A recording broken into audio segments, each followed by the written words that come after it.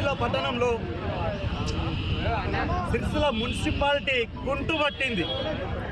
వాస్తవానికి గత 2 నెలల నుండి ప్రధానమైనటువంటి నీటి సమస్య, నీటి ఎద్దడిని సిరిసిల్ల ప్రజలు అత్యంత దయనీయ పరిస్థితుల్లో ఎదుర్కొంటారు. అంతేకాదు, ప్రధానంగా 2 ప్రధానమైనటువంటి మురికి కాలువలు ఉన్నవి. వాటిలో పూడికతీత ఇప్పటి వరకు జరగలేదు. సంవత్సరంలో 2 సార్లు జరగాల్సింది, సంవత్సరంలో ఒక్కసారి కూడా జరగలేదు. అంతేకాదు, ప్రతి డ్రైనేజ్లో దాంట్లో ఉన్నటువంటి పొడికను తీస్తుర్రు, అక్కడే కుప్పల్లాగా పెడుతుర్రు. 15-20 రోజులైనా కానీ ట్రాక్టర్ రావడం లేదు, ఎత్తడం లేదు. రోడ్ల శుభ్రత లేదు, వీధి దీపాల వెలుగు లేదు.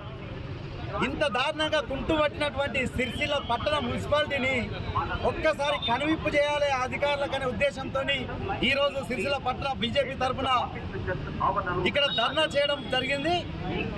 అంతేకాదు, కమిషనర్ గారు ఇప్పుడే వచ్చి హామీ ఇవ్వడం జరిగింది, 2 రోజులలో నీటి సమస్య తీర్చుతామని. అలాంటి నీటి సమస్య 2 రోజుల్లో తీర్చకపోతే ఇంకా తీవ్ర పరిణామాలు ఉంటాయని హెచ్చరించడం జరిగింది.